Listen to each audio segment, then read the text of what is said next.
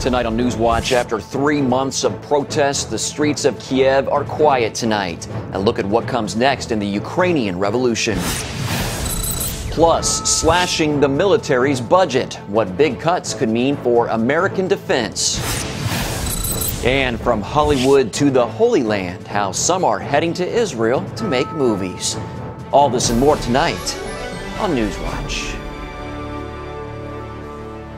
The search is on for the former president of Ukraine. Good evening. I'm Mark Martin. Viktor Yanukovych is a fugitive from justice tonight. Ukraine's interim government issued an arrest warrant for the mass killings of civilian protesters last week. Yanukovych fled the capital Saturday and reportedly is hiding out in eastern Ukraine. Meanwhile, in Kiev Sunday, protesters did not celebrate victory, but mourned the victims. George Thomas brings us tonight's top story from Ukraine.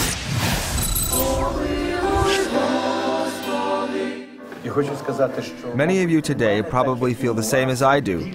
There are a lot of tears in our hearts. At one of Kiev's largest evangelical churches, Pastor Anatoly Kaluzhny tries to comfort a grieving congregation. To be honest, I am not euphoric. My heart is aching because our nation has paid a big price in blood. Ukrainians have been mourning the more than 100 people killed in clashes between riot police and protesters. And that sadness settles over a country facing dramatic political changes. After 3 months of protests, anti-government demonstrators are now in power. On Saturday, Ukraine's parliament stunned the nation by voting overwhelmingly to impeach President Viktor Yanukovych, who then fled the capital city.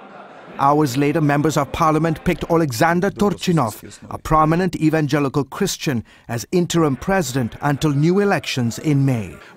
Christians were praying on Independence Square. We were praying in our churches. People around the world were praying for us, and God did a miracle. Ukraine is a new country. And to give you a sense of just how dramatic the changes have been, a few days ago, this entire street was completely filled by the so-called Ukrainian Berkut, the police. Today, you have dozens of men. You can take a look all the way down. These are ordinary folks who have taken up position in front of the parliament. What happens next is very uncertain. As lawmakers scramble to put together a coalition government, skepticism abounds. That includes former Prime Minister Yulia Tymoshenko, free after spending the last 30 months in prison. We need to totally change the government. We need a whole new set of leaders. We don't need the rich oligarchs back in power. They need to go. Ukraine's neighbor, Russia, closely watches the changes. It has huge economic ties here, and President Vladimir Putin has publicly talked about bringing Ukraine back into its political orbit. The protesters instead want closer ties with Europe. On Sunday, America warned Russia not to even think about sending troops into Ukraine. Back at Pastor Kaluzhny's church, a plea for reconciliation after months of turmoil. We need to unite because the society is divided east and west, north and south. We need to come together and make very important decisions in the days ahead. George Thomas, CBN News, Kiev, Ukraine. Thank you, George. And for more on this, we turn now to Dr. Mary Manjikian. She is an associate professor at Regent University's Robertson School of Government. Welcome, Dr. Manjikian. Hi. After a revolution like we've seen in Ukraine, can a country like this ever get back on track?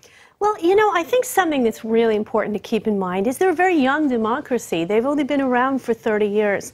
I mean, if you think about the United States, you can think about, you know, the fact that we had a civil war when we were almost 100 years old. It's really not that surprising at this early stage of any democracy. And I actually see some signs for optimism. The fact that the parliament is still functioning, the fact that the Speaker of the Parliament, Oleg Turchinov, is still in control of the country. It's not like there's a power vacuum. The fact that they didn't shut down the media, that's tremendous. And that means, you know, that they're going to weather this crisis. Okay. Well, there are parts of Ukraine that are very pro-Russia, as you know. Should the interim government take this into account when they're making decisions for Ukraine as a whole? Well, I definitely don't think that the Ukraine should be divided up. I know that there have been Russian analysts who have suggested that's the logical solution, is the eastern part becomes part of the Soviet Union and the western part joins the EU. But, you know, people are never sort of that neatly divided up. There might be a city that's a majority Russian speaking, but I don't think that's a peaceful solution, and I really hope that's not one that anyone contemplates. The U.S. government has been pretty vocal over the course of these protests. Do you think that the United States should play a role in the rebuilding of the government? My understanding is that the American ambassador has spoken about, they're getting IMF support for some of their bankruptcy issues that they are having. And I certainly imagine that the United States will send observers to these elections in May. But I think it's really important that the Ukraine be able to solve a lot of these problems itself and that it have the autonomy to do so. There was some discussion about what they should do with this leader who has fled. And some people have said, well, they should go to the International Criminal Court at The Hague, and he should be tried as a war criminal. And my understanding is that presently the Ukrainian parliament has said, no, we're going to handle this domestically. And I think that's a very good sign. It's not a failed state. They don't need other people to come in and tell them how to make democracy. Democracy can be messy. Okay, that's true. It can be. Dr. Mary Manjikian, thanks so much for your time. Those who believe federal agencies are out of control were before the Supreme Court again today. As Paul Strand reports, this time they were asking the justices to put the brakes on the EPA and what could eventually become massive micromanaging of America to regulate greenhouse gases. The court in the past has indicated it wants the Environmental Protection Agency to fight global warming. But those filing suit warn if the EPA isn't shackled by proper laws, it could end up having draconian control over almost anything in America that uses power and emits carbon. While the questions in this particular case are incredibly complex, what it boils down to for opponents of the EPA is they see this as another incredible overreach and overregulation by yet one more agency of the Obama administration. One lawyer fighting the EPA's go-it-alone ways says if America wants to regulate greenhouse gases, its lawmakers alone have the right to create laws for the EPA to enforce.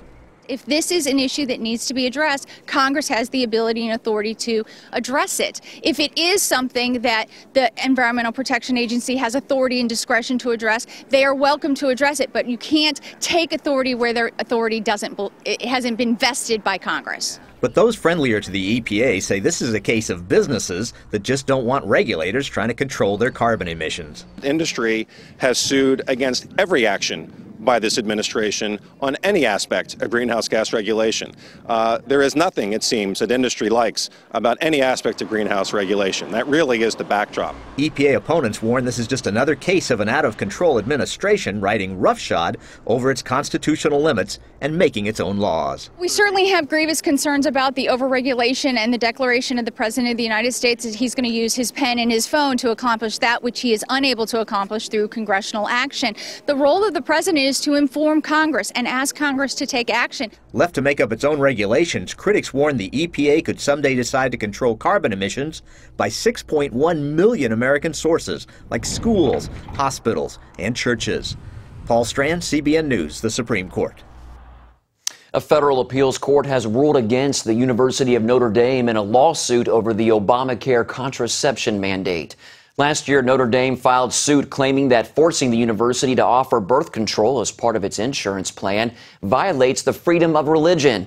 But a Chicago appeals court upheld an earlier ruling that denied the school's request to delay penalties as the lawsuit moves forward. The Catholic University says the birth control mandate violates the church's teachings on abortion and life. Defense Secretary Chuck Hagel is recommending big cuts to the 2015 defense budget. The billions of dollars worth of cuts would include shrinking the Army to its smallest size since 1940. The Army is already scheduled to reduce active duty members down to 490,000. That number had reached 570,000 during the height of fighting in Iraq and Afghanistan. But the new proposed cuts would shrink the ranks further to between 440 to 450,000. The chairman of the House Homeland Security Committee warned the cuts would hurt military readiness.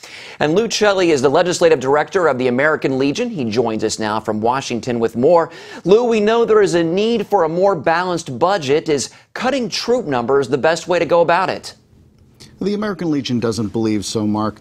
And we've seen this time and time again where the Department of Defense tries to reduce its end number strengths. And what that ends up doing, as we can see in most recent history, is causing the soldiers that are in uniform to have to do repeat deployments, which ultimately raises the risk of PTSD and further injuries to our veterans. So these repeat deployments and this added responsibility taken on by the reserve forces is really depleting our efforts, and it's a show of weakness.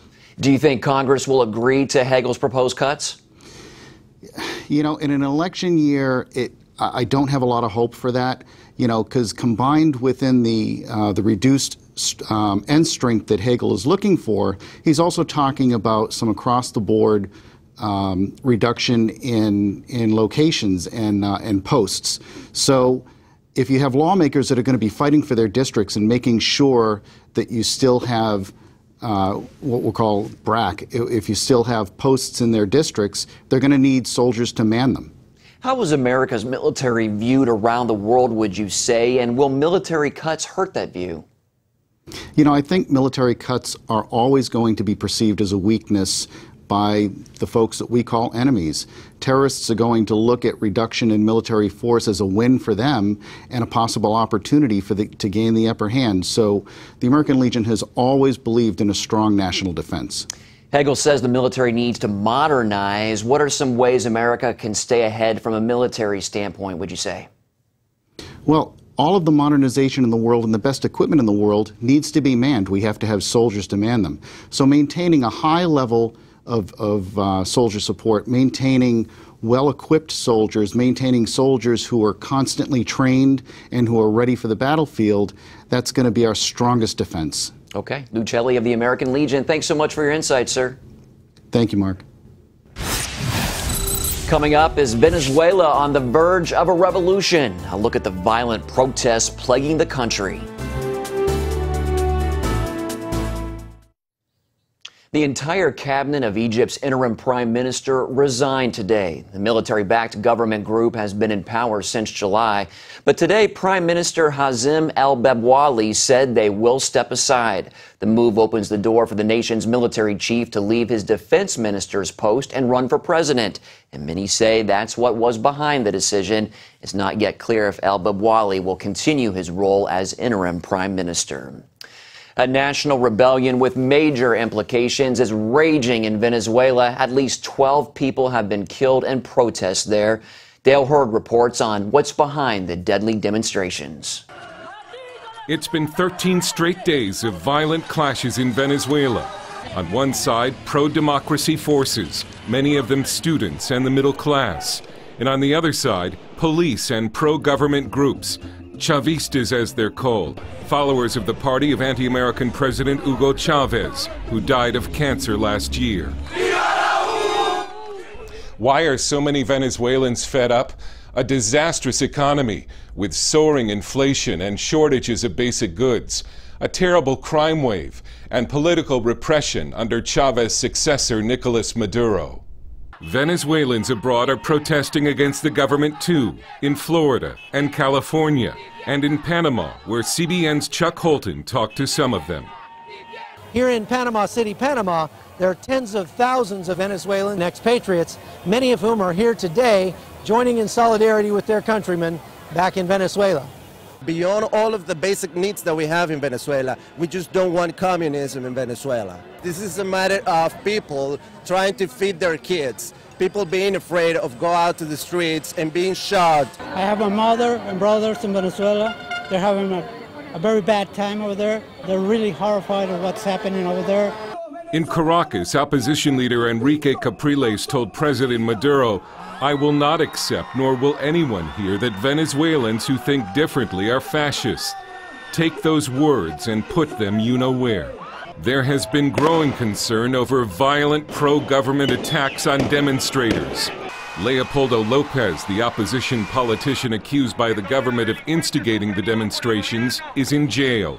Another critic of the Maduro government, retired Army General Angel Vivas, has emerged as a darling of the opposition after engaging in an armed standoff with persons he described as Cuban and Venezuelan henchmen who had come for him.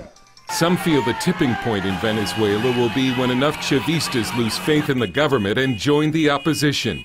And although it's a very long shot, what happened in Ukraine just might happen in Venezuela. Dale Hurd, CBN News. Meanwhile, Christians in Venezuela are calling for the violence to stop. Many churches have been fasting and praying for peace in their nation. Cesar Bermejo is the executive director of the Venezuelan Evangelical Council. He says the political situation has been hard for the church. Le puedo decir que sí hay dolor. I can tell you that there is pain. There is pain because many of the people that have died are related to pastors' wives. This is a reality that deeply scars the church, so the church also resents the acts of extreme criminality in the country. The church has been by people's side. We've made a permanent call to peace, trying to use the media of the country to show that the best way of confrontation is dialogue. That is the way our efforts are directed, and that's the way we have focused our actions until this moment. Bermejo says their stance is to bring peace and comfort to those affected by the current crisis. The church is calling on Christians all over the world to pray not only for Venezuela, but for all of those living in similar situations. Up next, filming in the Holy Land. A look at making movies in Israel. Welcome back. Movies taken from Bible stories are growing in popularity, but most of those films are not made in the Holy Land. Some are hoping for that to change, and Chris Mitchell brings us the story of one filmmaker on location in Israel. Hearken, you house of Israel. Give ear, O you house of the king, for judgment is toward you. I know Ephraim, and Israel is not hid from me. The movie Amazing Love tells the story about the prophet Hosea and his unfaithful wife, Gomer. He speaks of prostitution while his own wife is a harlot. It begins with a modern-day dilemma when a youth pastor, played by Sean Astin, all right, everybody, let's get out and check around. It's going to be your home for the next 2 nights. Deals with a young girl consumed with herself. Hey, Ashley, we're only going to be here for this weekend. Do you really need all that luggage? I couldn't decide what to wear. While filmmakers shot this scene in California, they went to Israel for their Bible scenes.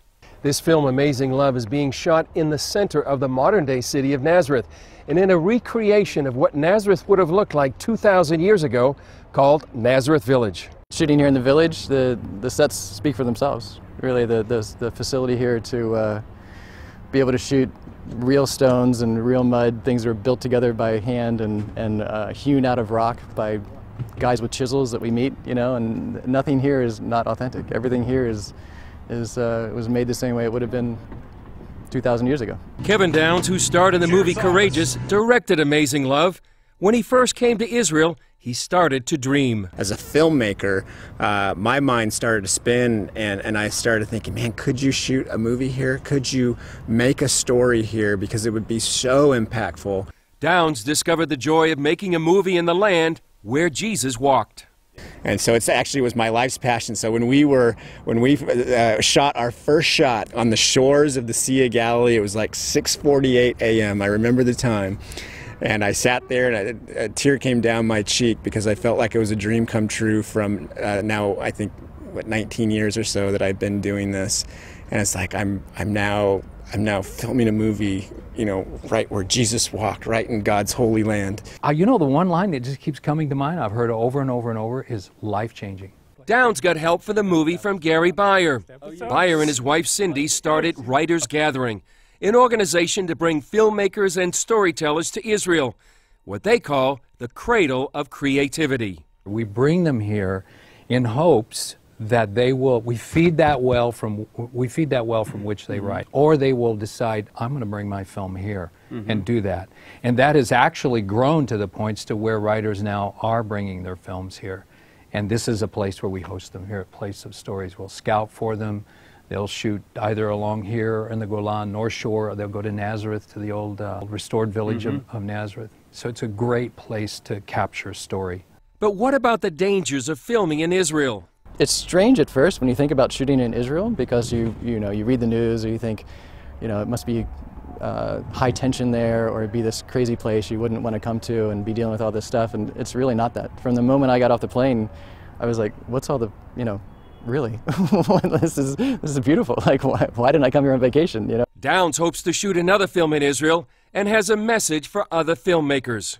Every filmmaker in our space has got a Bible story in the back of their mind, and I'm going to encourage them to, you know what, pray about it and seek God's guidance to maybe bring you over here. Chris Mitchell, Nazareth Village, Israel. Like that, the cradle of creativity. Well, up next, you may have heard the term selfie lately. Now, it's a craze sweeping social media where a picture is taken of yourself. We're going to learn how a university professor started his own collection of selfies 27 years ago and how a daily picture in this experiment is worth more than 1,000 words. People taking pictures of themselves has become a worldwide phenomenon, and while the popularity of selfies has increased recently, one man was about 27 years ahead of the curve.